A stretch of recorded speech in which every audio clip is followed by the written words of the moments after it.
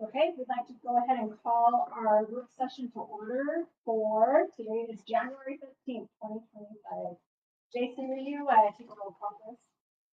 We'll go ahead and start approving our prioritized agenda and proposed time allocations.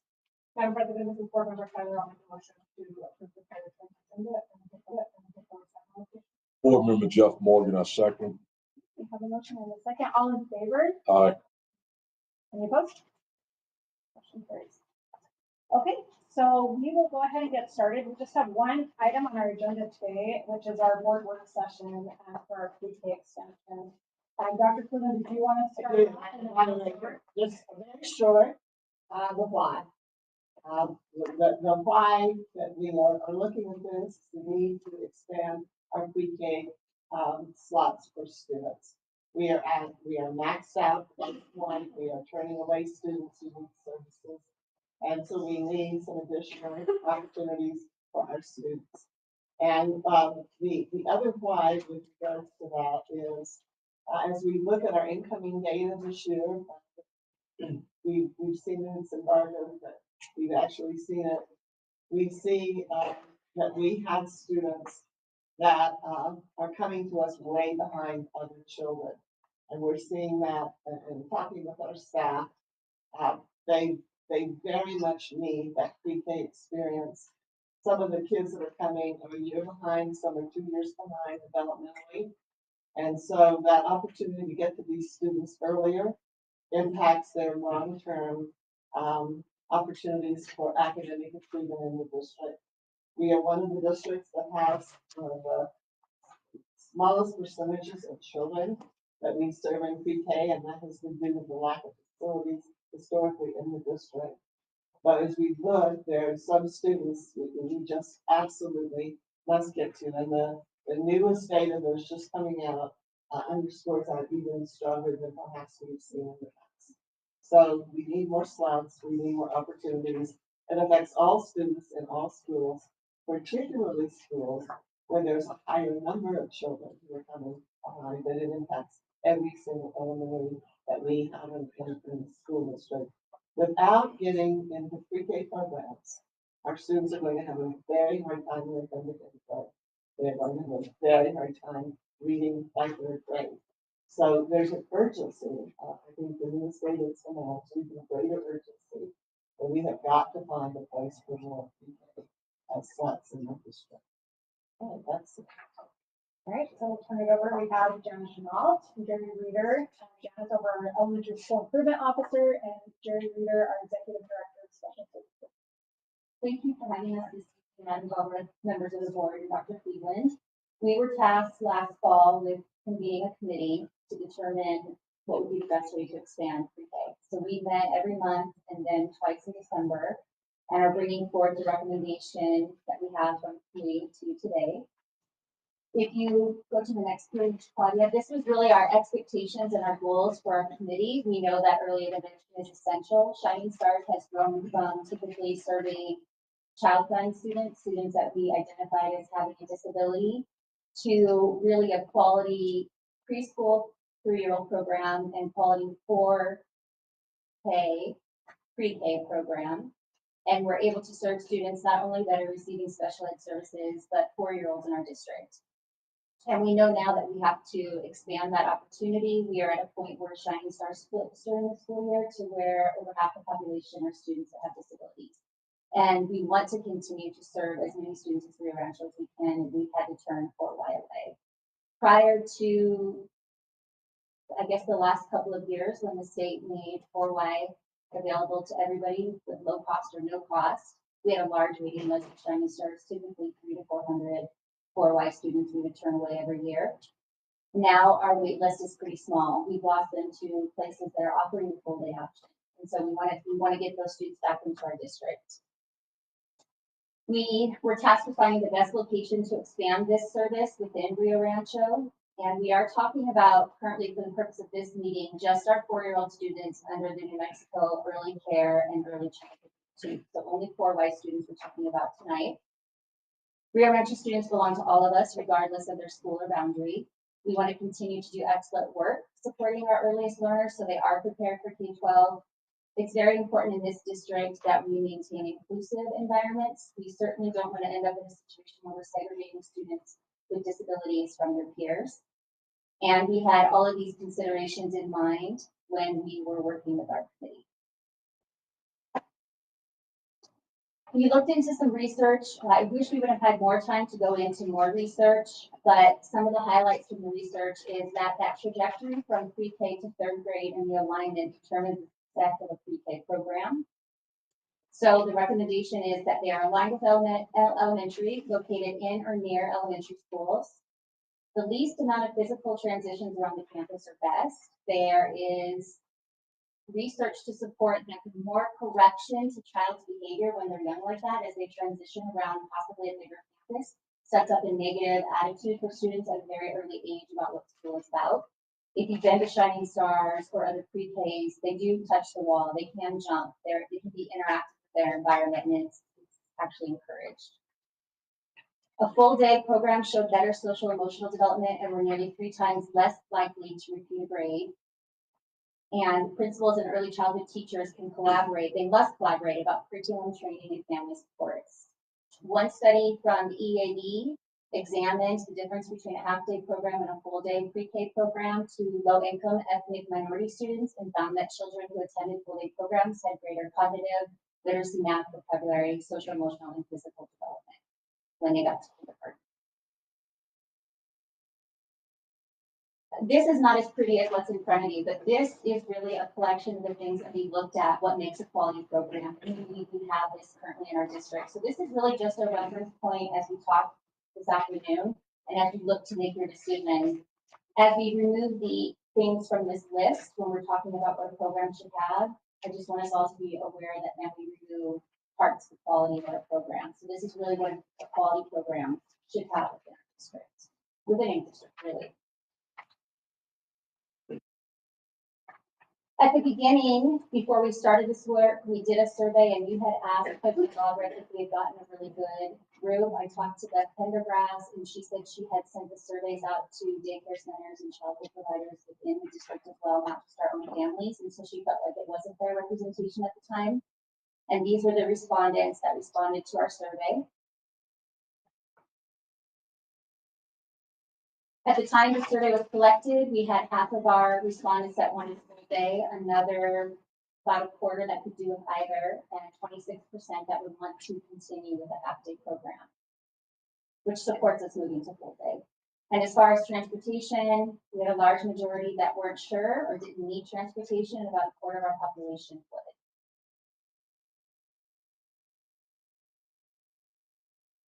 So we came back with the number 1 recommendation from the committee, and here it says currently at Cuesta, but as we went around the group, everybody was broken into groups for the last meeting, every group reported out that if they had their wish, it would be a new site that was built. That's what the committee really wanted. That wasn't available to us in our committee, but that was the number 1 option from the committee. They believed in the center model, and they really would have liked the district to look at building a new pre-K.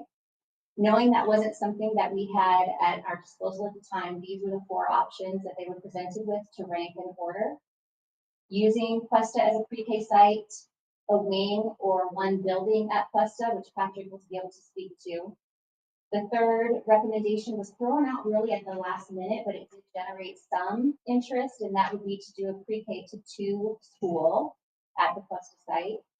You'll notice the last option the committee chose was to spread them out amongst the elementary schools. And I think that's important to point out because that seems to be the 2 competing. Do we do a center or at the elementary sites? But the people that had the information in the committee, that really wasn't one of even the top 3. That was the last recommendation. So I think we have enough information to support that. It splinters our resources. It makes it very difficult to manage if we spread out to all the elementaries. I also want to just remind everybody here that when we talked about this back in 2023, we only looked at the elementary sites that the space we had. That's not something we wanted to do. It was just the only available space we had to expand when there was something we had to do full day. Jen, I don't know if you want to talk about it now, but would you be willing to just go in a little bit into what we've tried to do to create, like, that is everyone's number 1 choice was to have it in place and why that hasn't worked, or would it be better for you to talk about? Actually, the next slide might help. Is this kind of what you're thinking about? Yeah, I just kind of want that to hear the voice of why you get that space, that, you know, to be able to have that center that we would love to have, but Like, and what's gone into doing that. To having like its own facility. like he built a new one. Money, bond. Yeah. Yeah, that's really what it came down to. If we were able to, I mean, if we had a bond option, that's how we got our first, or we got Shining Star. The state, and I know Dr. Cleveland can speak to this too, the state doesn't give us money. They want us to repurpose first, because there's so many buildings. And so they did come and meet with us at Cuesta a couple weeks ago, the governor's office and a representative from ECD, just to kind of get ideas, like look at the building, see what we were looking at as far as if we were going to repurpose one of the wings and what that might look like. They asked us very specific questions about why do you think we have a better quality program than, say, community center. Where do the kids go before and after school if they're only here for half a day? So they got to see Shining Stars and they got to see Cuesta, just so we could kind of show them what we were planning on. Really, the only thing preventing that, like if you would have told the committee we can go to bond and we'd rather have center or have school, they would have said we want center. So I think that was just not an option for us at the time. We, you know, we looked at current practices at Shining Stars, or did a lot of research with what makes a successful program in early childhood. We looked at other districts, which we'll talk about in a little bit. We did get visits. These are just 4 of the schools that over time had come to visit Shining Stars. Roswell, Gadsden repurposed 2 of their elementary schools and built pre-K centers modeled off of Shining Stars. Santa Fe visited, they built their own center. Albuquerque did the same. And again, the goal of the inclusive environment. And then we just came up against, we have limited space to expand and grow our program at the current building. We are over capacity. They're actually repurposing the Child Find Center for another classroom and putting Child Find into what was a conference room now because they're so full. And you can see the pros and cons. You know, having everything together, you have all that expertise at the school. One of the reoccurring themes in the research is that the principal is very knowledgeable about what's happening. Okay. That was one of the big obstacles to having them at an elementary school. When you have to deal with the elementary standards K-5, and now you have to learn all of the grants and all of the essential learning indicators for pre-K, that's a lot on one instruction leader. So having a dedicated principal who can oversee what it's like in early childhood is imperative for that success. And then that principal collaborates with elementary principals. It would centralize our services, provide more space for us to continue to expand full day. I want to be very clear that we're not saying that if we were to repurpose Cuesta, we would have 800 pre-K the first day we open. That would not be possible. We would have to grow that as we grow our staff, but we would definitely have space to do that.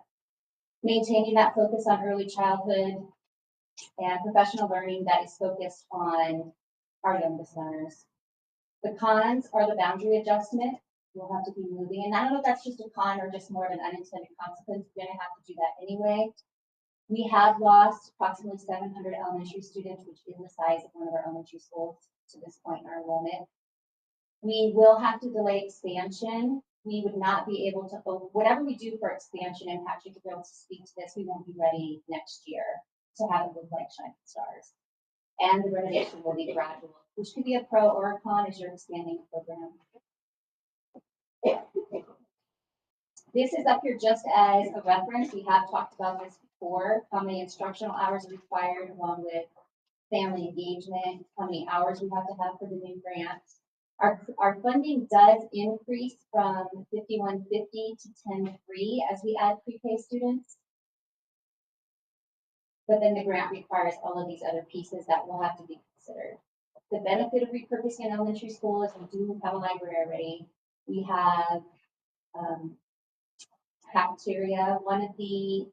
Two of the downsides of Shining Stars is there's no cafeteria. We ran out of money to build that. And there is no large multi-purpose room, so that staff cannot meet at that building together. They have over 100 staff members. They can't meet together at the time. They have to come here in order to meet. We can move on. You would ask the question as a board why it's important to have an instructional coach on site. I do have somebody here who was an instructional coach at Shining Stars and is currently an instructional coach at one of our elementary schools if you want any specific examples about why you couldn't do both at the same time. But this is just the instructional coach's requirement for pre-K for 4-year-olds. Three-year-olds do not have an instructional coach. There are, and you can see the number of meetings they have to have. As a matter of fact, there was one meeting that coach didn't go to down in Las Cruces and was told that you can't miss any of those. They're basically an employee of ECDCD because they pay their salary. So they do a lot. There's a lot on their plate, and it is required in the grant. It's not an option for us that they do these coaching cycles. This instructional coach cannot even get to the 3Y teachers at Shining Stars. So there would be no way that K-5 instructional coach could do grant requirements for 4Y on campus. Anybody? One of the other options that we discussed, and I think a lot of people were very interested in this, and again, Patrick will have more information, was if we were at a point where we really wanted to monitor enrollment and start small, but still consider the facility of Cuesta, we could look at operating in one building, otherwise known as a wing of Cuesta. And Patrick has a map here that he'll be talking about. But this would allow us to expand classrooms at one site. It would also honor the request of what would this look like on another site. But in reality, it would be its own separate pre-K. It couldn't function. It would be like a side-by-side type of situation. There is funding for a grant for the instructional coaching position, not for administrative. It would give us manageable expansion. It would check off some of the things that we want in a pre-K. It would just be a smaller version. Some of the cons would be fitting the pre-K into the cafeteria, related arts, arrival, dismissal. It reduces the number of instructional days if we use music, art, PE, STEAM. We use those teachers for the pre-K. It reduces the number of those instructional days for K-5 teachers. We would have to limit the number of students that we expand. There's only so much space there. We would need 18 classrooms at a new site like that to get the 410 grant numbers, but we were talking today, and Patrick and I think we could get pretty close with that. And it would also depend on how many parents want to go full day versus half day. There's a possibility the portables would have to be refurbished depending on the enrollment of Cuesta. And we really have to think about arrival and dismissal when you're talking about 4-year-olds coming onto a campus. When they have this in APS, when they're on an elementary campus, they come at a later time and they leave earlier than K-5 students. And we don't have to go into all the details of this, but these were the pros and the cons of multiple elementary campuses. And again, this was the last recommendation from the committee unanimously. It wasn't something that we thought was best practice. So at this point, Patrick's just going to go over the facility. Do you have any questions about the first part before he moves on to some facility specifics from the board? No. Thank you, Jenna. And again, thank you guys for being here, supporting all the members of the board. So when we started looking at facilities, obviously we started looking at the capacity utilizations of the schools that would potentially be affected. And so we did a high level utilization of each of those schools, and we worked with the schools. The schools provided us kind of their current view, snaps about where teachers are, where students are, where classes are. And so we did want to know that this is a high level utilization, and it's based on designed program capacity. And what that means, there's two different things. Functional capacity is basically what the school was built for, but that's not the whole picture. Program capacity really talks about how the school is being used. And I'll get into that, but when we're starting to talk about specifically special education, it's important to understand that just because you have a capacity for 800 students doesn't mean you can actually, program standpoint 50, 100 students, because you have special programs, you have small groups, things like that. And then you have need for staff. And a lot of times that's what comes up is staff that are the support staff end up having to, they need space to work in, they need space for students to go out, things like that. And so you don't really have a school for 800 students. So that's what this looks at, is really the program capacity, how the school is being used. And if you look at each of these schools, what you'll notice in the red, I'm showing what the vacant classrooms. So these are classrooms that are not being utilized, or for the most part underutilized, which they could house a classroom, house students, and then which ones are being used but not being used for necessarily direct instructional space. So you'll see that what the leftover is you have roughly, 173, we could fit 173 students at Colinas. You could do that at 98 at Joe Harris, 87 Maggie Cordova. MLK could have about 181, 432 at Cuesta. And I'm sorry, this does include portables as well. So that's including the portable classroom. And then Rio Rancho Elementary, 118. So on the surface and based on our program utilization, there is capacity at each of these schools if the option was to repurpose Cuesta and to have those students be distributed to the other schools, the 5 other schools. Next slide. So at the time, what we looked at was we looked at 2 options and from a facility standpoint. We looked at these elementary schools and repurposing those, or not repurposing, having pre-Ks on those campuses. And then we looked at what total repurpose of Cuesta might look like, and then the 5 elementary schools that it would affect. And so option 1 in this study looked at also adding pre-K to Cuesta. So if you go to the next slide, this is looking at each of these campuses and what the cost implications for upgrading these facilities might be. So Colinas del Norte, we would have to most likely use, they would have portable classrooms vacant. That would be the cost for updating those. Each of those portables, you would need restroom upgrades, portable refurbishment, playground updates, pickup drop off. Again, that's an unknown for the majority of these. Design costs and furniture. So you're looking at about $450,000 for Colinas. Joe Harris actually wouldn't require any modifications. Their kinder wing currently is set up for pre-K. Their playground is pre-K appropriate. But if you were to use those classrooms, now you would have kindergartners who are no longer in kinder classrooms. So that would be the kind of the unintended implication to utilizing Joe Harris. Next slide. Maggie Cordova, again, similarly, they have 2 classrooms, playground updates, there would be some design cost furniture, about 170,000. MLK, they would be able to give about 2 classrooms. Again, restroom upgrades, playground upgrades, pickup drop off, design costs and furniture. Cuesta del Sol, same thing, we could get about 4 classrooms out of that school. And those are the costs, 100,000 for upgrades, for classrooms, restrooms, playground, again, it's a huge implication, furniture, pickup drop off.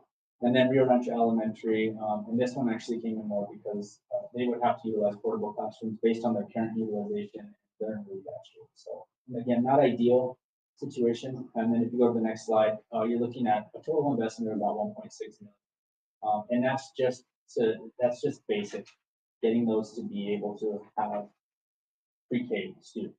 So, nowhere near the standard of Shining Star. We're not talking anything frivolous. This is strictly to get it to be pre-K appropriate. That's okay. I have a couple of questions. What's the asterisk for Rio Rancho Elementary? We added that because we weren't sure if that was actually an option or not. So we had talked about whether or not it was going to be an option, but I did the analysis regardless because we weren't sure if it was.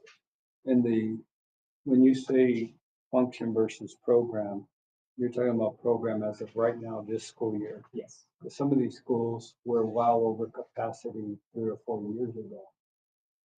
But we're not comparing it to that time when No, we had a lot more kids there. Right. Yeah, and I think obviously with the declining enrollment at that phase, and then when Joe Harris opened, also that did relieve a lot of these schools. And so before Joe Harris, these schools may have been at a much higher capacity. Next slide.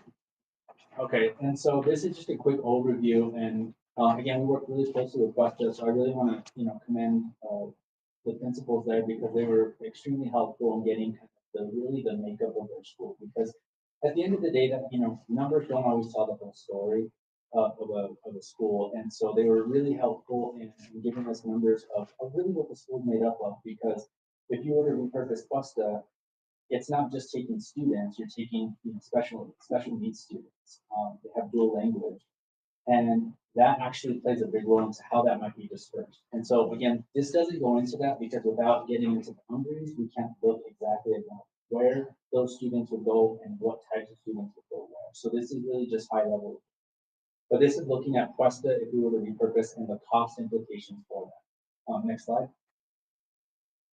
So obviously, those are the schools that would take Cuesta, and there's about 657 capacity, student capacity.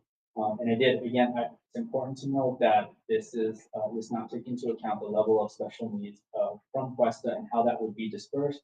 And then this also doesn't take into account the cost that would inevitably happen if the schools that were getting the students from Cuesta, we would most likely have to renovate portables, not all of them, to be able to accept those students. Again, the capacity of those schools would then go up, or we would have to utilize portables that may not be. And so this looks at what we looked at was what it would take to bring Cuesta, an entire campus, to a pre-K. And again, this is basic pre-K ready. It's not, again, the Shining Star standard. This is to just get it to be able to be functional for pre-K students. The big one, every restroom would have to be upgraded with appropriate fixtures. So we estimated about 200,000. The carpet is in really bad shape there. They would definitely need carpet and PVC tile. Their casework is in really bad shape there. The playground, and again, this is basic. They do have an existing playground for kinder, but that in itself would need to be upgraded. And then the playgrounds that are currently there wouldn't be able to be utilized because we're for children, for 6 to 12. And then fencing. So Cuesta's campus is pretty big, and so we have to bring in the perimeter of that to bring, so that it's safe and have that large amount of space.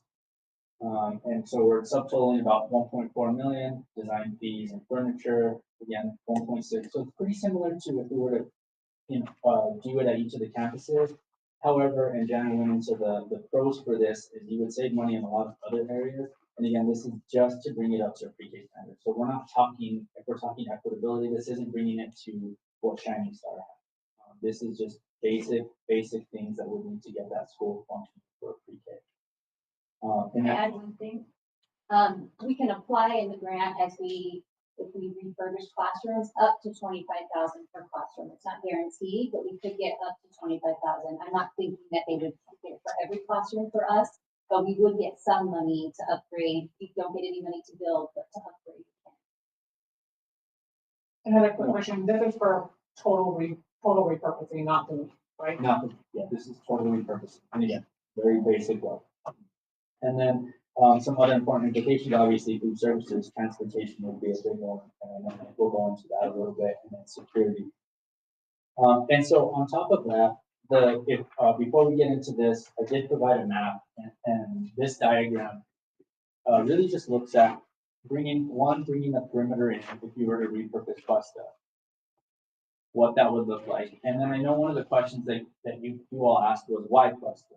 Why was the decision made to go with Cuesta? And two of the big reasons are, one, we have invested a lot of money into Cuesta from HVAC and electrical LED, so we have invested money there.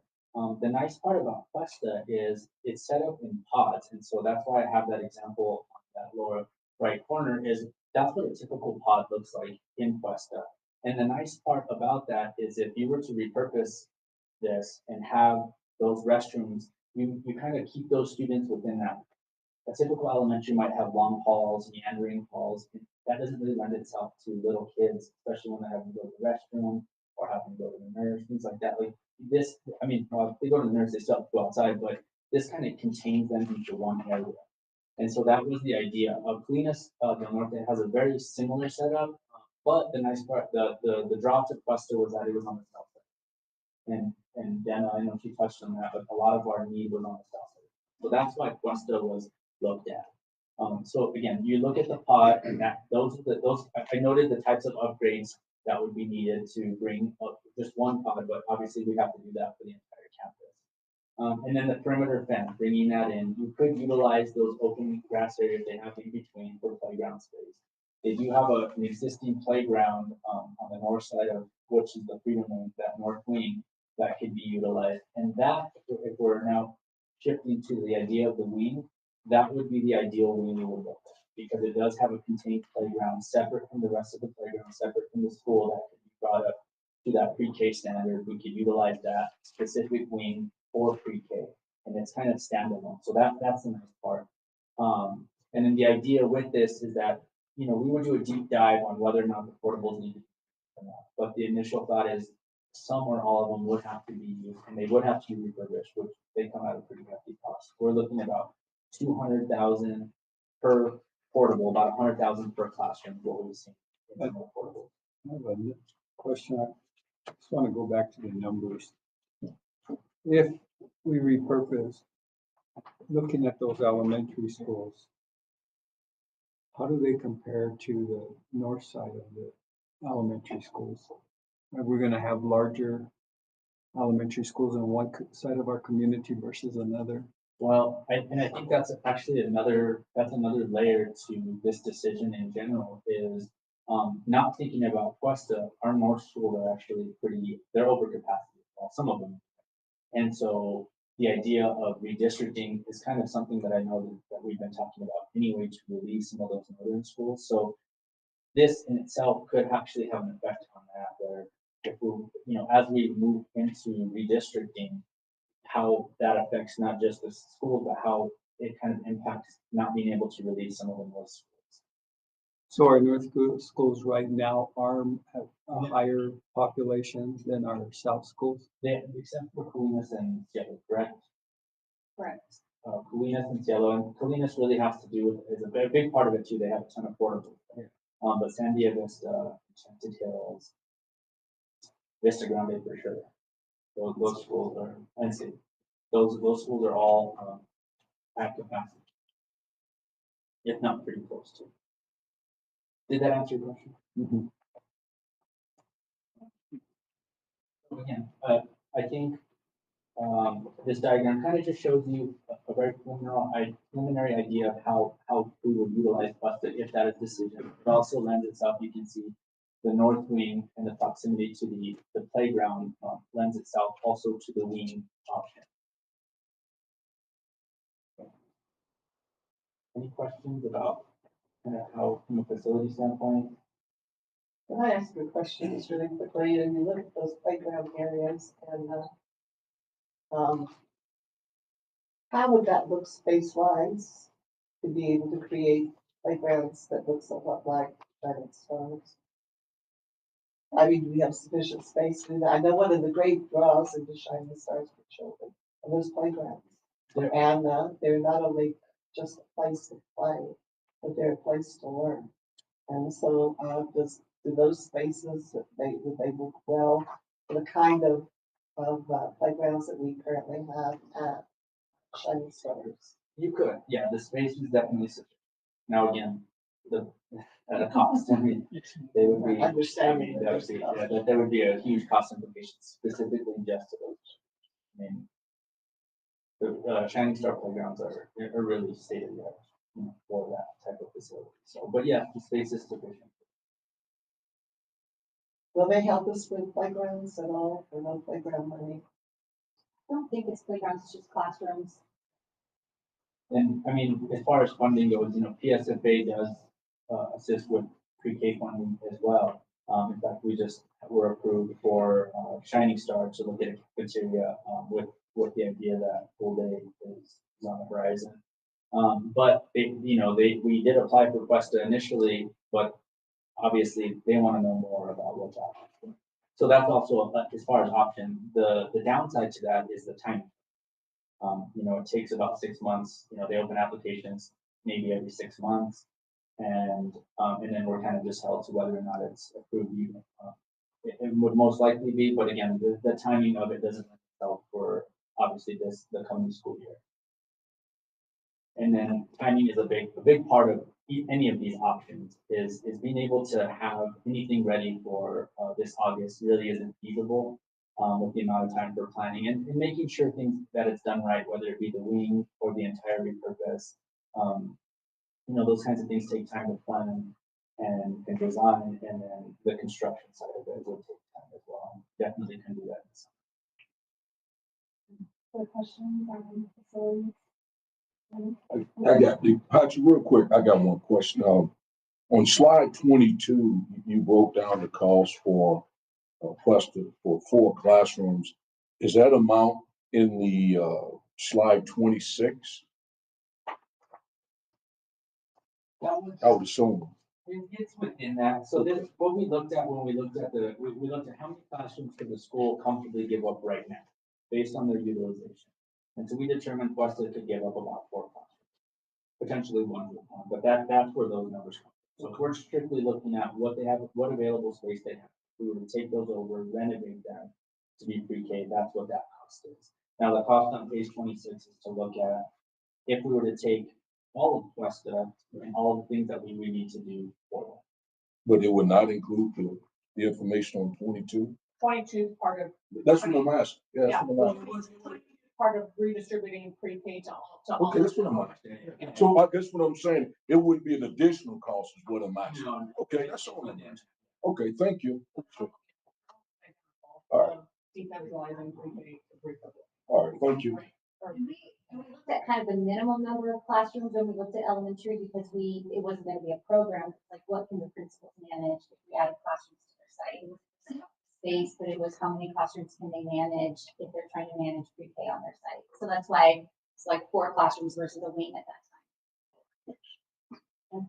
Other questions on facilities right now? I'm looking at the. Just a point of clarification, these are today's prices, These, and a lot of these are based on projects that we've done recently.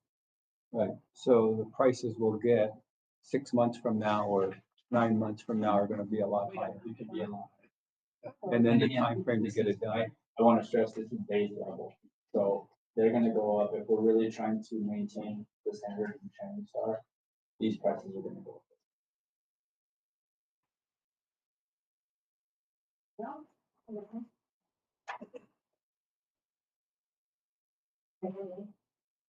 Oh, yeah, there. This is a very, very simple piece of information about the grant and then how much we spend operationally. But we have David here if you guys want to dig down at all about the budget. He's done a lot of work on this. So you can just see kind of over 3 years, the operational, how much we spend operationally to fund Shining Stars. We're not getting into specifics about what kind of revenue we use, just how much comes out of operational, you can see in the 1100 line. 27,149 is the amount we get from the early care and early childhood department grant. So that's how much just the 4Y students generate at half day, just so you can kind of see. So overall, the bottom is how much it costs for us to operate Shining Stars. So can I ask the question maybe in a different way, just because I'm so confused on this? So if I was to ask you, David, 6.496702, that's money that comes from elementary and secondary SCG in order to help support a 3 and 4 year old program? Thank you for the question, Board Member Tripp. The line at the top, the 11,000 line, the 4.1, that's the operational piece of it. Just that. Just that. And that accounts for 66% of the cost for the budget for Shining Stars. The other big piece of it is the 1.8 million in the FY23. That's in the pre-K grant. So the 27149 is the number that represents the pre-K grant. Currently this year, that's 2,376,000. So it's 31% of the total cost is funded by the pre-K grant. 66% is funded by operation. So has there been this maybe isn't the time for it, but I'm gonna ask it anyway. Has there been discussion when we deal with the PED or the LFC about how much a 3 and 4 year old program actually costs amongst the districts, and that way the state is, I never hear them talking about this. Board Member Tripp, I haven't been involved in any of those conversations. Sorry. And we did talk about this a little bit.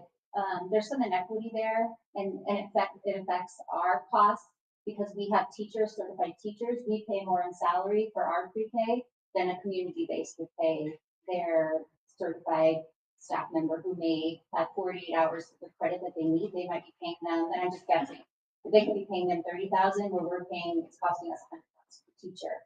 But yet they get, they get the same revenue we do. They get 10,003 per 4 year old. We get 10,003, but our cost is a lot higher because we're running it from a school versus a community-based center. So that might be a good, we've talked about that with them. We've talked about If a student comes to get special ed services with us half day, we get that half day money, but the community provider they come from gets the full day still, even though they've left them for part of the day. They still get the 10-3. We get the 51-50, even though they don't have them technically the full day. But there's one other thing, I don't know, Sherry, if you want to address that, but a lot of the funding comes for special education. And under federal regulation, we are required to take every child that is 3 and 4 years old if they are a child with disability. So whether, and just like in K-12, our funding from the state for special education does not always cover the cost of the children that we have, K-12. So it is an ongoing issue. Whether it's just, just to be sure we emphasize that PreK is not under the public education department. So it's another whole entity that we deal with. They cooperate with one another. But our funding, the grant comes through early childhood. It does not come through the public ed department. And then on top of that, we have now the new Office of Special Education. So in a sense, we're reporting to 3 masters, and that makes it challenging, but it also, in my opinion, isn't always the most effective and efficient way to do it. But that is the system that we work under right now in the state of New Mexico.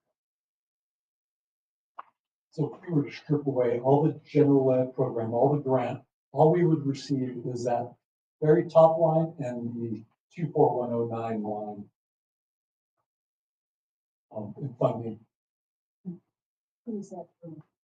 So that's from the state and from public education department, but it's only for the special education program. Here, does that help? This is a good conversation we had. You had asked us, what is the best location? So when we did this work in 23-24, just pairing these schools together, you can see that on the south side, we had 126 kids coming from those 4 schools. This year, and these are, so if you look at 23-24, in 23-24, these were 4-year-old students. Their next school was either Sandia Vista or Vista Grande. So they would go to kindergarten at those schools. So currently 24-25, we have 93 students that will either go to Sandia Vista or Vista Grande when they're in kindergarten. It's interesting that kind of the west side and the south side flipped, but the other numbers have stayed pretty consistent where the students attend Shining Stars.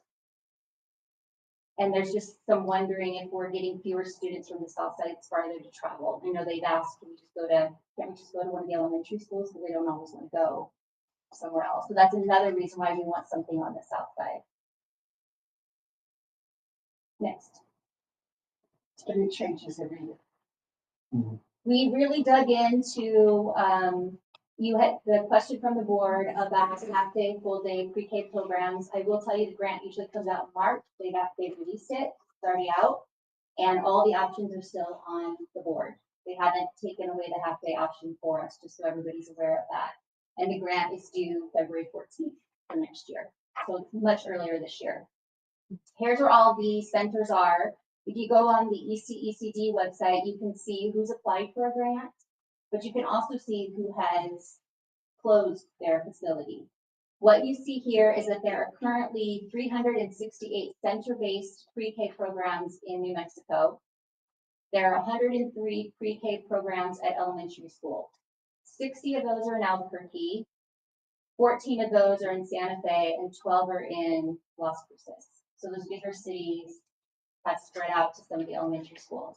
There are 5 high schools that have pre-K on their campuses for their CTE programs. When I looked at what was closed in the state, there were 41 centers closed, but 151 of the elementaries. As they consolidated and built centers, there were 151 elementary schools that closed their programs. And Jerry's going to be able to speak to more about that across the state. Can you tell us the time frame of that? That across 5 years, 10 years, 3 years? It doesn't say, it'll just say like if they close, and then it'll tell you what's open in the community. This is current as of this year though. So those that closed the past year. So they closed 151 that currently took the grant no longer take the grant. But APS has quite a few at their elementary schools, and their schools are a lot smaller. And they only service really general ed kids. Okay, so you asked the question, what are we doing with other pre-K in New Mexico? So I spoke with about 10 districts. Artesia only does a special education development legal aid program. They have a couple peer models, and that's what we were doing 20 years ago in our schools. So they had 8 half-day classrooms, or basically four with 2 sessions. Carlsbad, they have a center-based, but they're adding classes at schools due to limited space. Clovis has moved to a center-based. They repurposed an elementary, and they basically said services have improved. They have a dedicated pre-K administration. The staff feels like they are community now. Farmington, interestingly, they have 2 centers, but one's all special ed, and then one's all grant. But they have a plan to build a new center where they're gonna bring them all together. It was just the way they had initially set up. I think they were under the old model, only having special ed with a few peers. And then when they received grant money, that's why they did the second center. Hobbs, it's all school-based. Las Cruces is school-based with some schools taking more of the high-need students. They would like to move to a center-based program by repurposing an elementary. They told me that they have an elementary with approximately only 190 students in it. They just haven't done so yet. Okay, next slide. I interviewed Superintendent Lee White of Loving, even though they're a small district.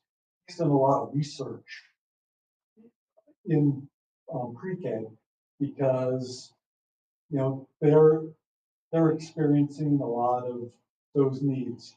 They right now they only have 2 classrooms, but they need 3. And the reason they can't open their third is they can't find a certified staff, which is a common concern across New Mexico.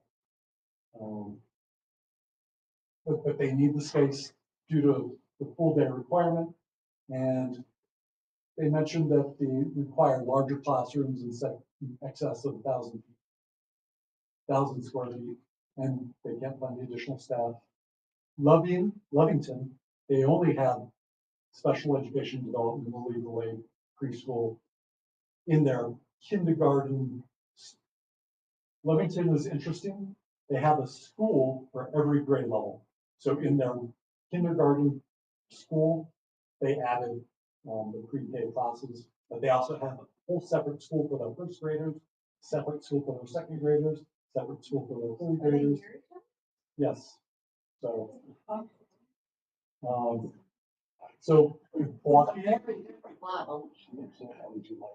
Milwaukee is very interesting. They have preschool classrooms in their schools, but they serve multiple pueblos. Each pueblo has a center-based preschool. Roswell, they have a center with half-day special ed classes and New Mexico pre-K that require more support, but they're expanding at their elementary schools, but only with special ed that require less support. So mostly just their grant, general ed, and maybe speech. Santa Fe has center-based that they require more support, and then there's site-based with less support.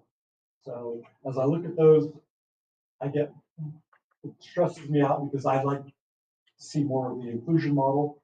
And when I see kind of what they're doing in Roswell and Santa Fe, they're really doing more of a segregation model.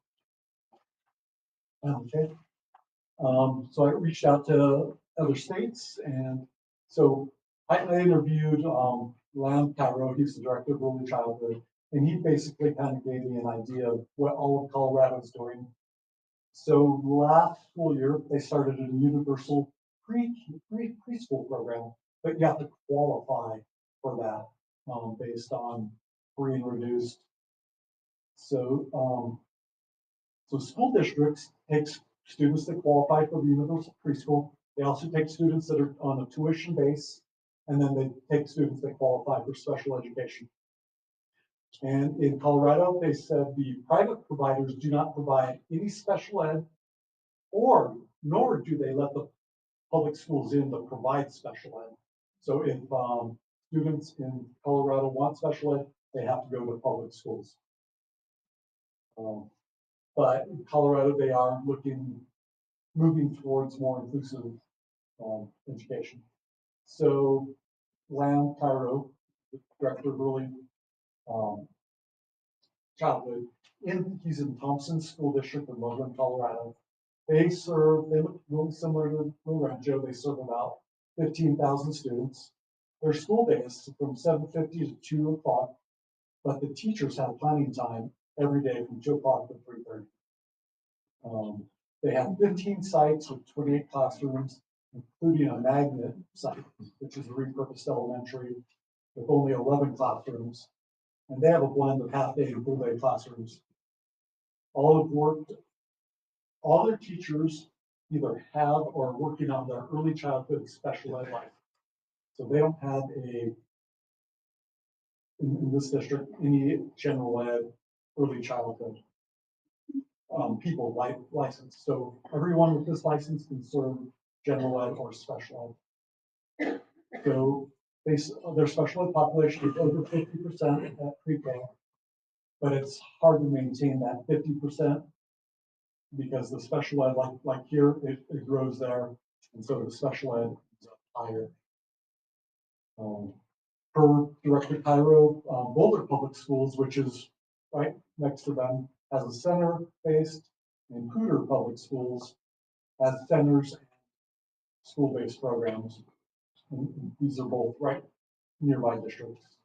And like us, transportation is difficult because they don't have enough drivers or buses. Okay, next slide. So you had also asked, what are we doing? What does it look like nationally?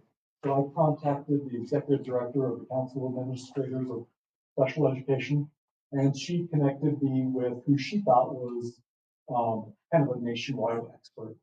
And that's Dr. Kristen J. Davis, who is the director of early childhood in Springfield, Missouri Public Schools. They have 25,000 students. And in Springfield, they have 4 early childhood centers with a combination of both half-day and full-day programs to support 550 special ed and 800 general ed students. They have 11 elementary schools with 1 to 4 classrooms in each of those. But in all their programs, they have 70 total teachers. They repurposed 2 elementary sites, built 1 new site, and they also repurposed a local grocery store. Yeah. But per Dr. Davis, Springfield is trying to bring all their teachers to centers because it's difficult to support teachers with professional development and the students with related services at those elementary sites. Again, transportation is limited, and planning time, what they do is they utilize specials teachers at the centers and at the sites. They pull classes for 45 minutes and utilize the paraprofessionals that are in those classrooms. Dr. Davis wrote her dissertation on elementary school principals leading PreK. She stated that elementary principals don't understand the needs of young children. They're not comfortable with noisy classrooms. That they when they go out and visit PreK classrooms, because they're looking for those academically focused classrooms. And elementary principals end up disengaging with PreK classrooms because of those various needs. On a national perspective, she sees the difference between center-based or school-based programs largely dependent on the size of the school district. Small districts generally have classes at the elementary schools, and large districts tend to have center-based programs. just a note, she said Kansas City, Public Schools, which is right above them, repurposed the Hobby Lobby as a pre-K center. And that's all I have to share on the New Mexico nationwide aspect. We wanted to honor the committee members that attended regularly. This is, as you can see, a very diverse and large group. And if you're here and you attended, can you raise your hand? So we had, I will say they were very intentional, professional, dug into the information, really, really tried to think about what was best for the entire district and did a remarkable job doing a lot of research on their own as well and bringing that to the committee. So we want to honor them for that. And then we stand for questions. We have Felix Griego if you have questions about food services. We have Nicholas Brooks if you want to ask about transportation. David here, obviously, and we do have people in the audience too. If you guys have any questions about any of the components that we looked at that you'd like some answers to. More questions? No, I just wanna, look, this all the guys that work on it. A lot of research. Look, I just wanna say thanks, a lot of work, put in this, so I just wanna say thank you, I really appreciate it. Thank you. Thank you so much. That's awesome. Gary, I just want to say thank you for looking at all of those different locations and making all those calls and talking with you. I'm sure that took a lot. Really interesting. On that note, so we do have to repurpose, I'm not trying to, we have to repurpose a building because that's what the state is telling us. They're not just going to go, which is unfortunate. And I know that there's been a lot of work trying to do that, even as we've been going through this process to find out funding. Would they give us money to repurpose? Not that we have a Hobby Lobby around, but would they give us money to repurpose something within Rancho? Is that even a possibility? Or If they had a clear plan, I think they would be open. I mean, DSFA does, we have nothing over there, but I can. DSFA does, on pre-K. And, for instance, we just went out for training time, and they did give us, you know, their share, the state match for that. So, I think if we had a clear plan, that's what we want to do. And we'd have to buy a building. I was just curious if that. Would they do that if we bought a building or if we just repurposed a school? Yeah. I think if we bought a building, I mean, I don't. Would they give us the funds to build or to buy? It's like thinking about that. That's what I'm looking at. Yeah, I was talking to Yogi who runs the PSDOC and I was that. And so the thing is, we're at this point, we're not guaranteed. And so the good news is that we will be eligible and we will be eligible for approximately 50% of the pay. The problem is that we're also competing with the rest of the state. And so it would be up to the PSCOC to actually make that decision. I think we would have a good case, but there's no guarantee. Have we looked to see if there's any buildings that can be repurposed in the city of Rio Rancho? On that side. I have looked, and there are buildings. And you have to be really careful about that because sometimes a refurbished would actually cost you more than a new center. And more specifically, depending on what you're trying to get, if you're trying to emulate the Shining Star preschool model, it's a very specific campus, and to actually repurpose anything to fit that model would not be cost effective.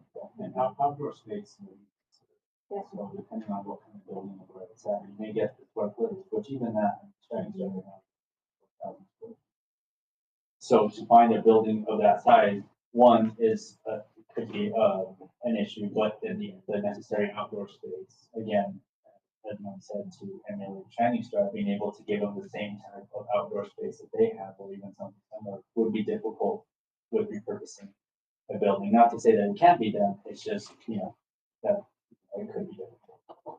I guess my thought is that if we repurpose a building like CTE, we don't even know what the costs are until it's done. So 5 years after we started with CTE, we're looking at prices we never thought we'd look at compared to a classroom, right? Because I don't I mean, we thought we started at a few million and I don't know what CTE is costing now, 26 million? Yeah, 30 well, million? let's see, the CTE, the hard part with CTE is it's very, very specialized. Right. And Repurposed. there's not a lot of models. There are at the post-secondary level, but not a lot of models at the public school level. And so that, I think, it's hard to really compare that apple to apple because it's so specialized and there were so many unknowns. I think pre-K is something that we probably have a better handle on because we've done a pre-K center. We have a better understanding of what pre-K entails. I think we could probably be able to do that a little bit easier and be able to forecast that a little bit easier than the CT. Well, the CT, we had a lot of models around the state and around the southwest part of the United States. Moriarty, Gadsden, El Paso, Hobbs. So we did have some experience looking at different models. I just think we don't. To add to that, though, there were a number of very important differences. Number one, we're partnering with CNM, so it's not just CTE center, it is also a community college. And on top of that, the model that we chose is also a high school. So we have these different components that we had to mesh. It's not just a simple if it was a simple CTE center, it would have been 10 times easier. We partnered with CNM, we had to get their needs and their requirements and to mesh it with ours. So it was much more complex, certainly than anything in this state. I'm not saying that there's not other models in other states, but I don't think in this state. Not that we're going. We bought the CT building and then we created the model 14 months after that with CNM. We were looking at models that were high school models when we were looking at the CTE building. And now that we're going to repurpose like Shining Star, I understand it's going to be more, we can see the cost factors of it. But And I guess I just wonder if it's going to take as long to remodel it as the CTE building. Well, I think to your point, I think CT again, this very specific project had a lot of other constraints that are added to the time. Specifically the partnership and not necessarily that it's bad, it's just that took a while to develop. And we couldn't start construction until that partnership was really developed because that really drives what we were doing in that building. So you're right. I mean, that project has taken some time, but it is going to be, kind of, I would say, one of a kind. So if we repurpose the school, I want to say a school name like if we repurpose the school, what time frame are we looking at? And I know you don't have you're just looking at it from a crystal ball at a higher vision, but an estimated. I think, again, there's a lot of factors that go into it, and we've looked very specific at a specific school. So I can speak to that because the reason, again, we picked a specific school in the grand scheme was for the easy. So we kind of know what the school's about. We know what the requirements are, and we know what we would have to do specifically.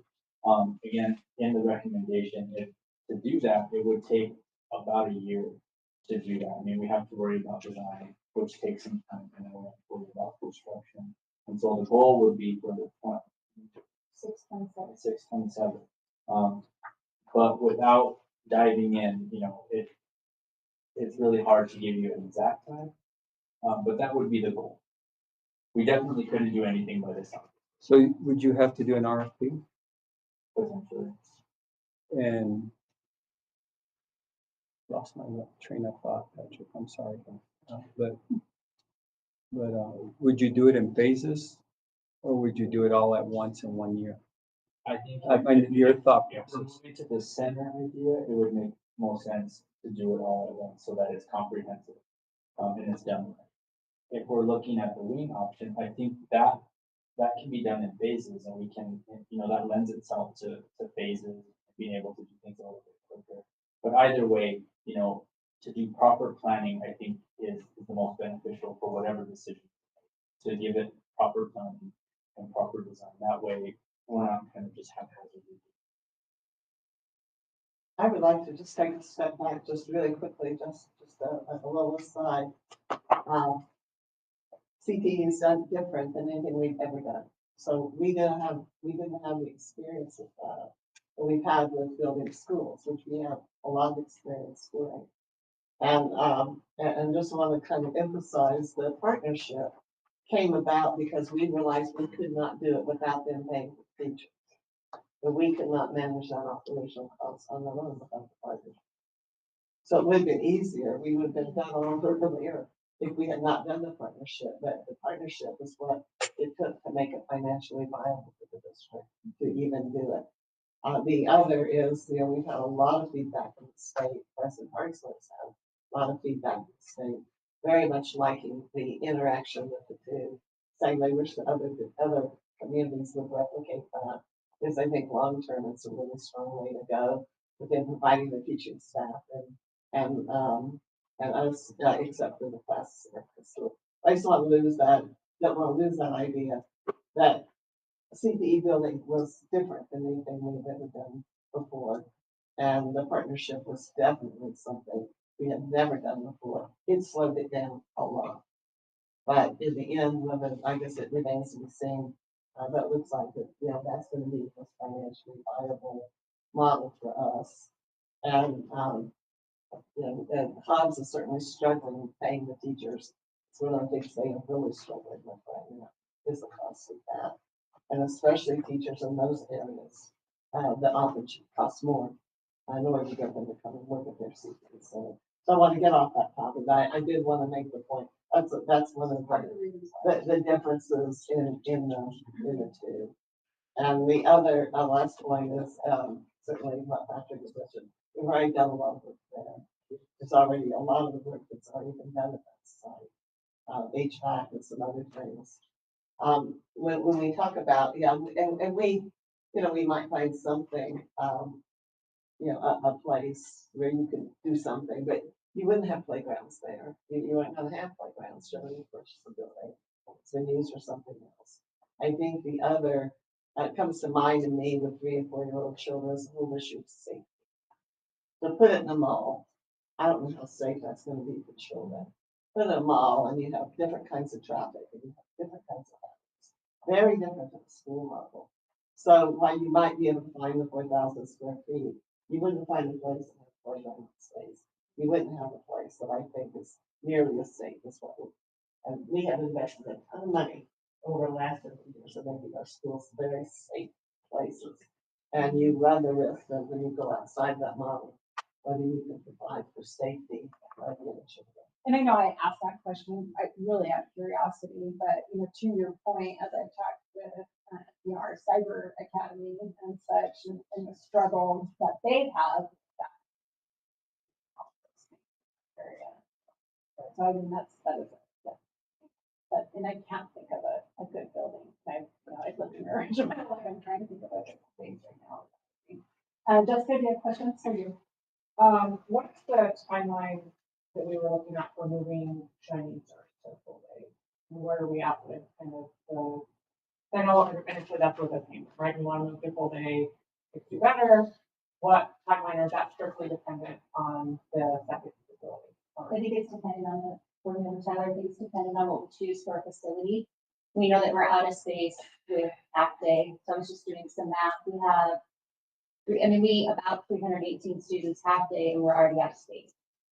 So if we think about, we do 300 in that building. If we build a new, let's just say we were going to build a new building, we would have to build it larger than Shining Stars. We have to include cafeteria, multi-purpose room, all those things that we didn't include when we built Shining Stars, the things that are kind of missing that we learned from. And they have 31 classrooms. So if we have 31 classrooms, we have 318 kids, then we're going to need more than 30 classrooms wherever we work at the center. But if they stay giving us an option with the grant, 3Y won't go full day. So that's 200, right now, 208 students that are half day, make 3Y go full time. So it's really just 4Y that we're trying to expand to full day. But I don't think we can really do anything until, definitely without a building this year, can't go full day by this next grant. So possibly the school year 27 could. And that's a good segue to my next question, that we do want to be able to provide more support, both part-time and full-time, or would we say 4-year-olds have to go full day, 3-year-olds would be? Based on the survey, a year would give us time to survey our parents before we wrote our next grant to see how many want to stay half day, and if we can give them the option, if we can, and then how many want to go full day. I think that's the best thing we can do for our community as they decide what they want to do. You may have a parent of a 3-year-old and a 4-year-old who wants to keep both half day.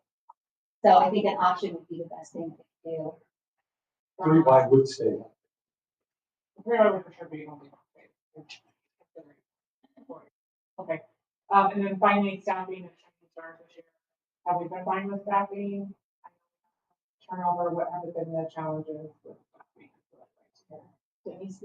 Robert, Dr. Cleve on board, thank you for your question. We, staffing teacher-wise has been pretty good. We've actually been really lucky to have some teachers come back. Our educational assistants have been more challenging because of the grant requirements that our 4Y educational assistants have an associate's degree in early childhood.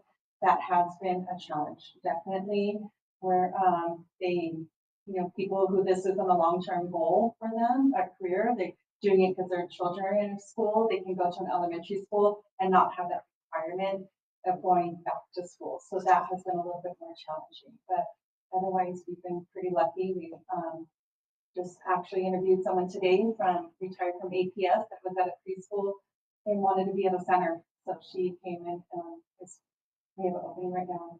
So she's coming over, but hopefully. And I think one of the challenges with that is when the state didn't increase the hours, we had those Wednesdays where all those professional development requirements they could do. Now we're supposed to give them permission to do it during their workday and find somebody to cover their duties. But otherwise, they have to do it on their own time. It's where before they could do it on Wednesday. And I didn't understand the value of that Wednesday until they took it away. I think elementary is doing the same thing. But especially for Shining Stars, there's no time outside of, if they're on all the time. So when do you give them the time to do those things without removing them from their family and everything else? So that's been a big challenge. And then final question, I know you guys talked about it a little bit, but the wait list for pre-K has decreased over the last couple of years, but can you tell me again, like, maybe last year's numbers compared to last, so like 2023 and 2024, the difference of those years? I can speak to 2 years ago. I remember looking at applications with Kim Johns, and she had over 300 that were on the wait list for 4Y. When we built classes this year, I think there were only 3 students that we didn't place in the program. And then we had 15 that left after the year started because it wasn't full day. We had a staff member, she was on the committee at She's here. She pulled her kids from our district and took them to another school because she needed full day. And that was one of the things she contributed to the committee. She would have loved to have kept her kids at Shining Stars. She loved it, but she works full time. She couldn't go get them in the middle of the day. Our last superintendent's meeting, we met with the public ed department and the early childhood department. So, it was unanimous for all of the superintendents that were there. We've got to reduce the number of requirements for teachers in pre-K. We're not going to be able to manage it statewide. And so we didn't get a no, we certainly didn't get a yes, but we did get a good look into it. But that's a problem every school district in New Mexico is having. It's just unreasonable requirements. And if they want these programs to work, they need to back off on some of those things. So we'll see if that happens. The other is the unknown, of course. We don't know what's going to happen with legislative stuff and whether there'll be any changes related to full day or half day. Secretary Brissett was very, very clear. He favors a full day program, but whether there'll be any changes, we simply do not know at this point. And by the time we will know, it will be April and May. And so that's again an issue of you need another year to be able to, if they said go full day, you need that extra time too. I mean, not just our district, but districts in general across the state. They're just, there are a lot of districts like, Carlsbad is having some of the same issues. They have repurposed an elevator, but they need to repurpose another one. They need the needs in that district.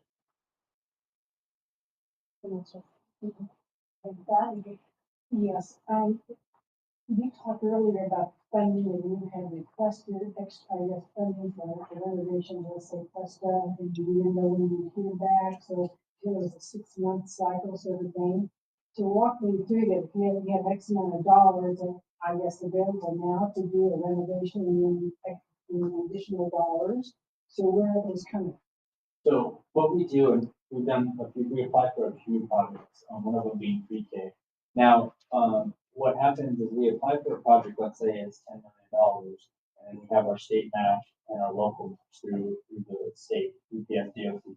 And so we request that and they approve it, and it's really based on funding. So if there's X amount of dollars at the state level, they'll pick the top 100 schools. Now, this is specifically for schools, not PreK. They'll pick, say, the top 100 school, and our school ranks, like one of our schools that we applied for ranks in the top 100, they'll fund it. Now, if it's outside of that, they will not. Now, pre-K is a little different. They don't necessarily rank, but it really is based on the funding still. So, and it's based on what they determine is a viable.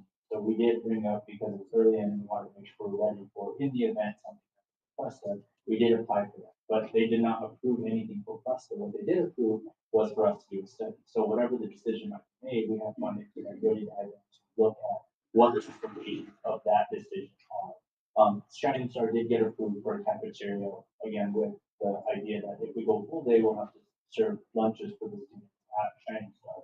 So because that was a very, the project was very direct and it had a very specific outcome, they were willing to fund. Does that answer your question? Sort of. So the study would take how long? With that they funded, you said they funded a study? They did. They gave us funds to do a study. It really just depends on what the decision is. So that can go multiple ways. Again, there's a lot of moving parts to any decision that's made because it impacts students. And at the end of the day, it impacts where those students are going. So without having dug into that fully, it's really hard to say, a timeline. Okay, so let's say that they don't approve that, whatever that might be, then where would the additional dollars come from? I think that would be on the district, for the district or for the child, depending on, again, what the decision is. Okay, thank you. But then the same thing, historically, they have been very generous for, refurbishing money. But sometimes it's kind of crazy stuff, because they were willing to refurbish the old Shining Stars, even though they needed to build a new building. They wouldn't let us take that money and put it to the new building, because they wouldn't fund the new building. So it's kind of but over the years, we have, Jerry, do you have any idea how many classrooms we refurbished with their money? I want to say it was 20, but that was, It was a significant amount, so, it hasn't been a possible money to get, that would be the only point I would make, we have had good luck in getting that money. And we've had some good luck with PSCOC, for, this year, for early childhood. Do we have how much coming for Rio Rancho High School? It's a total about a $15 project, and they're funding about 37% of that. So it's a good chunk of that they're funding for Rio Rancho High School, specific to a lot of the systems-based and standard-based needs of that school. And it did qualify in that top ranking, so that's why they. Thank you for the process. And the other thing that really isn't too clear to me is the staffing, that, if this one, if the question was accrued to this pre-K, then the staffing for that school that we need for this level, and then where would the current staff be located? Would they have a choice of being relocated to other schools, or how would you handle it? Mike, do you want to address that? I'm sorry. The staff at Cuesta, where they would go and what that process would look like if it's sort of repurposed. Good evening. Board member, the process is a bit complicated, and it's really going to depend on whether the district decides to, and the board decides to do the redistricting all the way around. But let's say we simply closed that school and decided to redistribute those students.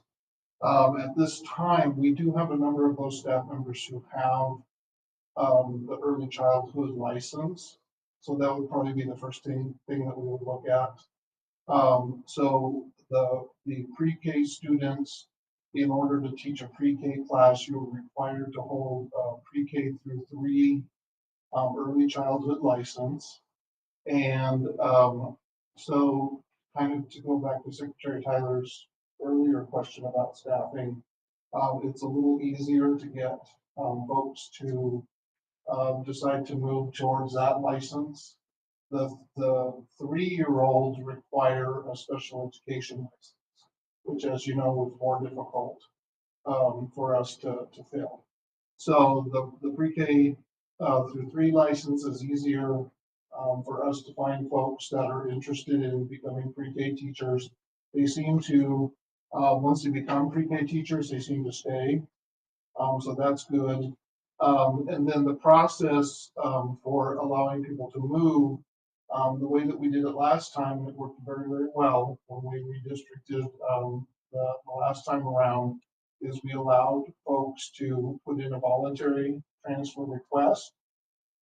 We needed, and all of this, one of the things I spoke with Ms. Chenault at our meeting previously was, all of this is predicated on we need to do things as quickly as possible. The sooner we have the information, the smoother it will go both for the students and the staff. But when we know which students will be going to which school, what age levels, whether they're special, whether they have IEPs, their special education, ELD, etc. Then we, our director, Marisa de Aragon, she puts that into the allocations, lets the principal know you will have this new allocation if there's enough students to increase. The teachers are asked to put a voluntary transfer request in, and the principals can look at that request list and see who they might be interested in working with. It's still a very small district. Principals tend to know a lot of the teachers, from past. And if it comes down to it, we kind of intervene a little bit and we'll call some principals, and Jana can do that on occasion where she calls and says, hey, there's this person, this teacher's great. You might want to consider them. So the process works well, but it's also a process that behooves us to move sooner rather than later, if that makes sense. And board member Miller, we also, when we had this conversation with Spark, the staff moving from Spark, they were the first staff that anybody could pick up. They weren't to be hiring outside the district. They had to take the staff from Spark first, and they got their first choice of where they wanted to transfer over other transfers in the district. So we would give that staff their priority before we looked at other transfers. Thank you. Do you have any concerns at all that we would be able to police that? How many teachers did we hire last year? New teachers into the We district? hired less last year Than we have. than we have in the past. I, off the top of my head, Dr. Cleveland, I can't remember exactly how many, but I will tell you that we had less teacher resignations last year. And we had to hire less teachers. Again, in special ed always being the kind of a thorn in our side. We're working towards that, but it's going to take some work with the legislature for us to get there. Just put that out there. But in terms of, we were concerned when we had a new administration at Shining Stars. There were some bumps in the road, and we actually did quite well. At the beginning of the year, we opened with a full Y staff, I believe, if I remember. And Ms. Ramos is correct. The EAs are the more difficult, but the EAs are difficult to hire across the district.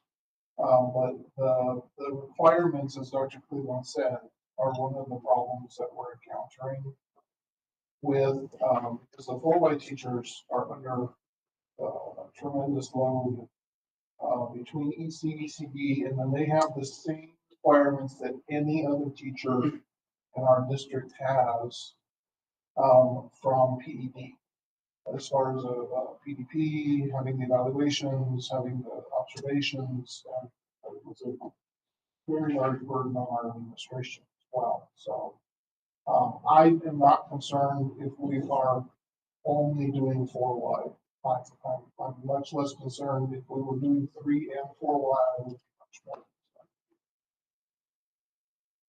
more. My point previously was there are two ways that people will move. One is they will follow students as you redistrict. We have done, in the early years of the district, we were redistricting all of the time. Former board member, Carl Harper had children in 4 different elementary schools, where their children got through, that was a different time, you were moving. And then the other issue is the vacancies that occurred due to resignations of the parents. I don't know, Joy, do you remember how many you said through the program in the induction program? I currently, for elementary, I think it's in that 60 some elementary, new, which is down. It was over 100. And you're in the district, it's still down, we had over 100. And then we're planning for less, or right around 100 this year. We're anticipating it continuing to go down. But when we talk induction, we're talking new to the profession, new to Rio Rancho. So FTEs we already had that we're hiring. We also had a couple of VAs come. So it's not just, it's not clean in terms of just the numbers. The numbers are still down, which is encouraging that people are staying with the professional. I think we're doing a good job on retention. So that's encouraging. Yeah, that's what I'm, because and I appreciate the answer you gave, but it didn't give me what I wanted.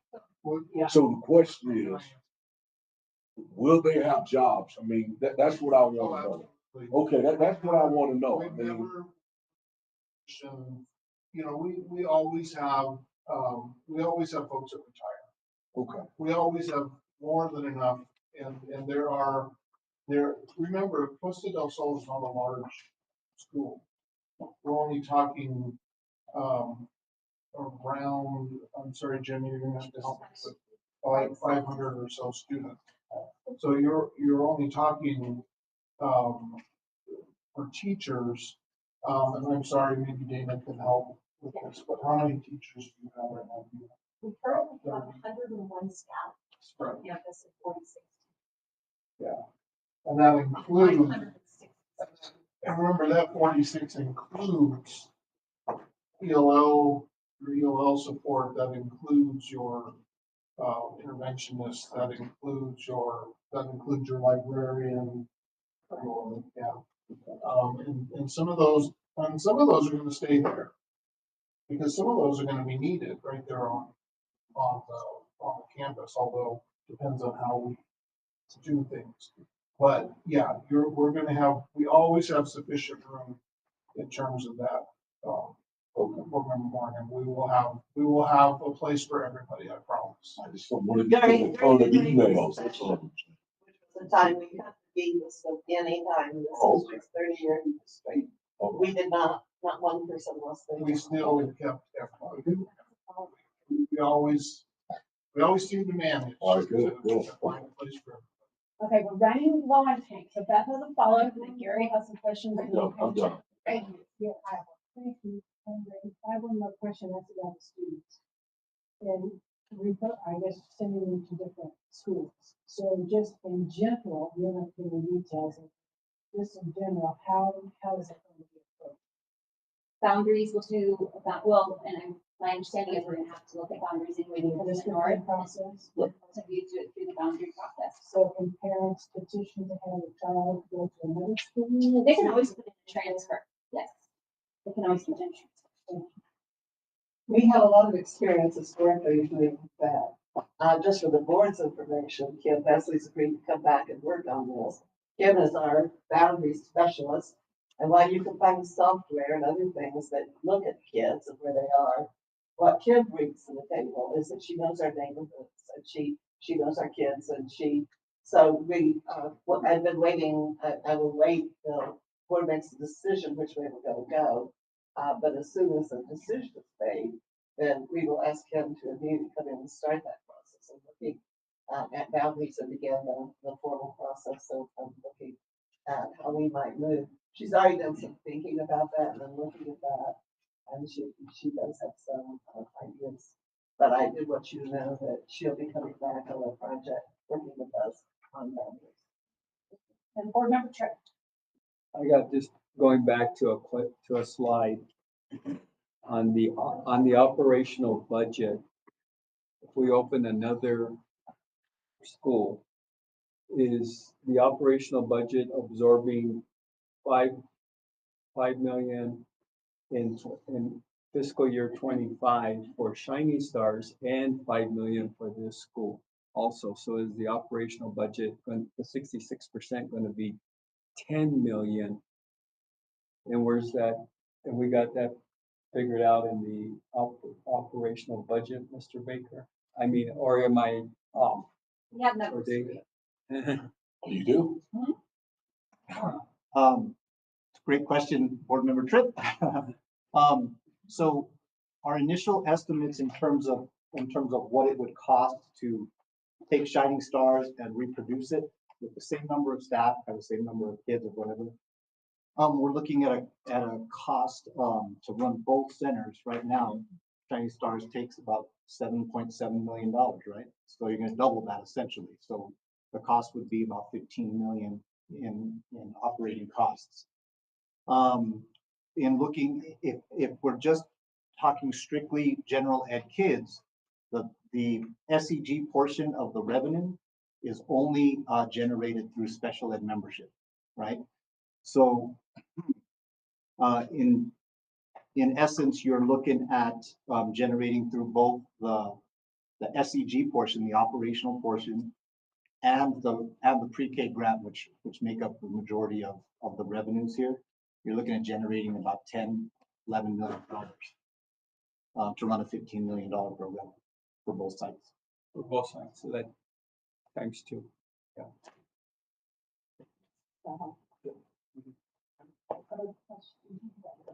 I have just one, I guess, final thought or question.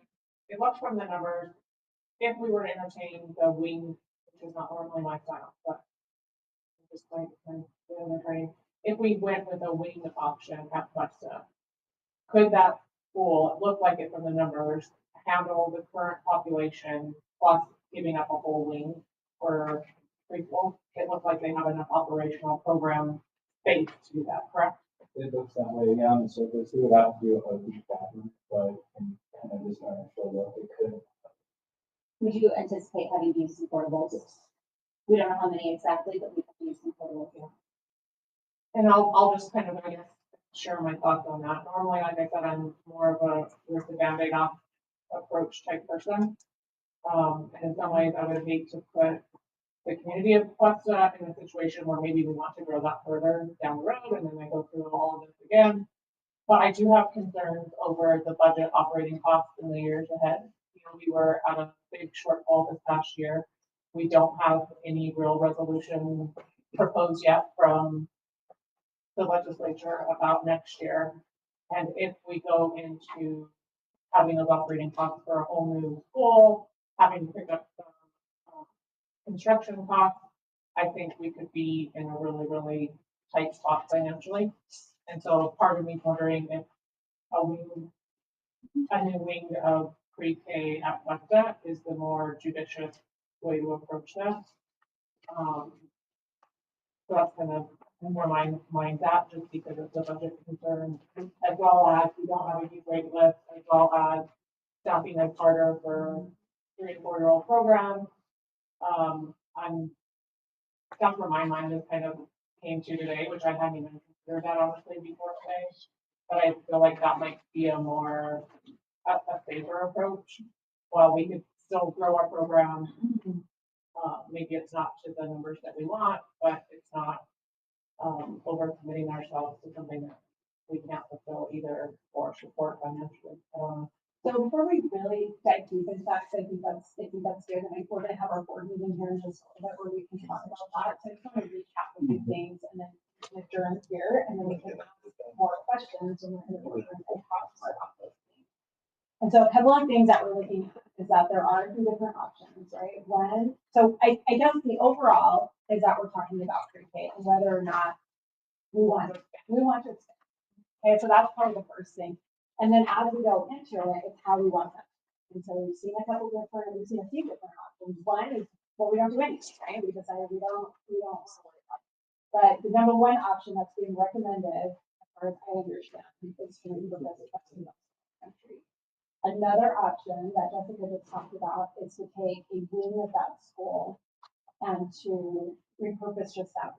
That's the second option. It's not necessarily recommended, but that is probably the next level for It's the second option. yeah, so it's our second option as to what we can do. And then, of course, we talked about the costs associated with going into all of the schools and such, which I think we kind of feel that is probably not. That's a Yeah, I mean, I think just from the pros and cons from having decentralized pre-K to the center based, it's probably not the way to go. So that's what we're looking at as we go into our discussion, as we go into the boardroom tonight, where in the next little bit, you can kind of thinking of your questions and different thoughts that you have as we go into it.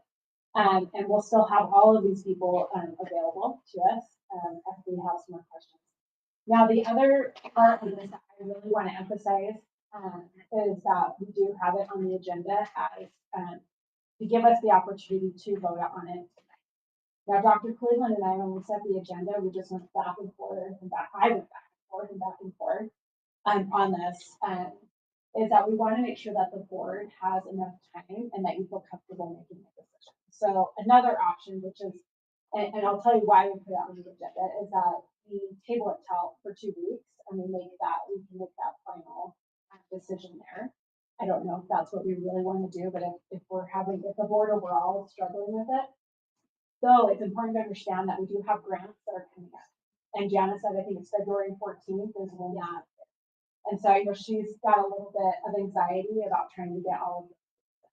And just like we stated, that the sooner we can make that decision, it's better as far as trying to start to figure out all of what we need to do. So those are the thoughts as we go into that next meeting. But I do want everyone to as a whole, and maybe there's one of us that doesn't go through it, but as a whole, if we're all feeling comfortable making that decision, I think it's good to make that decision just as far as time wise. But make sure everyone knows those options and that we can still ask questions. So do we feel comfortable? Does anyone feel like they need to add anything to what I just said? Okay. So with this, we have about, and we have to get set up in the other room. We have about 15 minutes before we go in. And as we're going to go to adjourn this, just because we don't have a lot of time and we have some staff and such that needs to get over, I'm just going to ask if everyone just kind of let the board get out of here so we can make sure we get that up before they get to be in the staff to get out of this. Okay. I do want to thank everyone for coming out tonight.